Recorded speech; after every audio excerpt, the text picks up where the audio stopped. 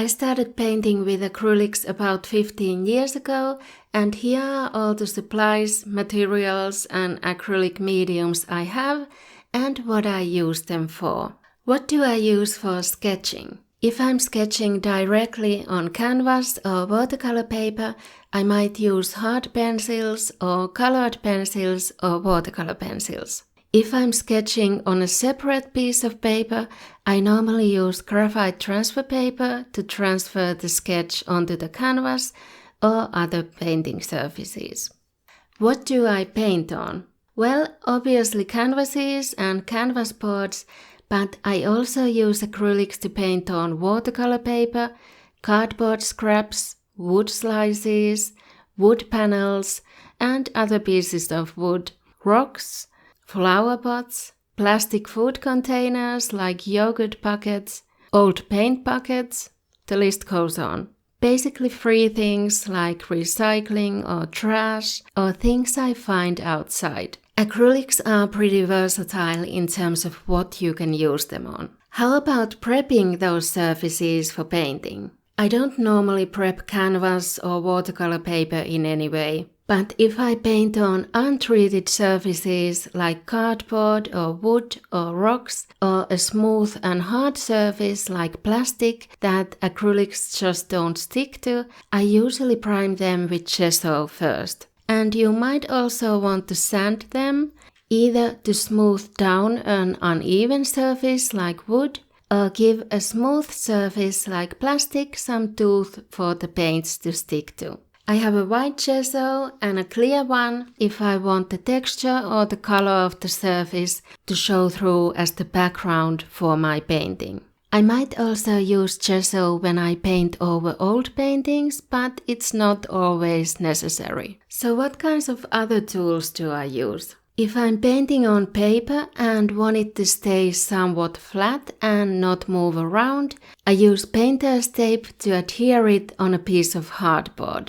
And for better painting ergonomics, I use an easel sometimes. I have a smaller desk one and then a bigger standing up one, both of which were from Lidl, I think, but I often paint just flat on the desk because it's easier to film. I also use painter's tape to mask off parts if I want to get a straight line.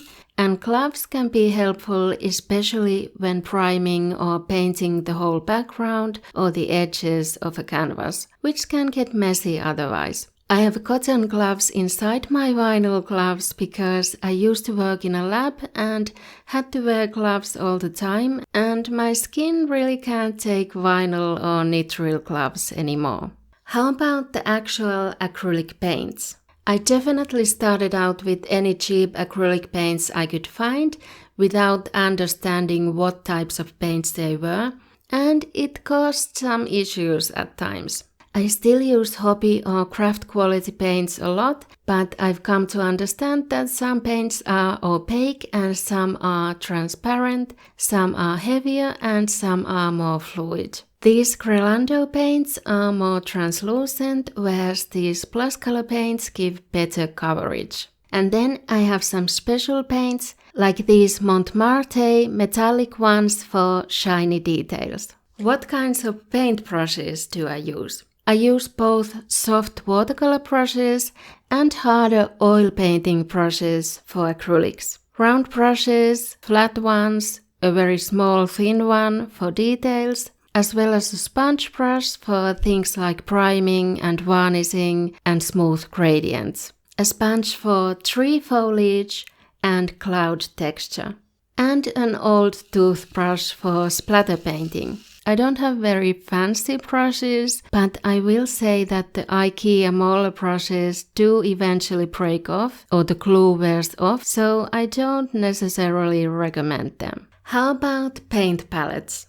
I often use a plastic palette like this one from IKEA or just whatever lid I can find. But not all plastic palettes work for acrylics. This polystyrene one was extremely hard to clean. But besides palettes, I sometimes use these little containers. They could be empty cosmetics jars or anything you can find. And they'll keep your leftover paint wet for longer, because acrylics do dry fast. And for water containers, I just use old glass jars. What about sealing after painting? Some people don't seal their acrylic paintings at all because the end result is already durable. Acrylics basically become solid plastic when they dry. But there are reasons you might want to seal your paintings and give them the extra protection anyway. I have sealed canvas paintings, cardboard paintings,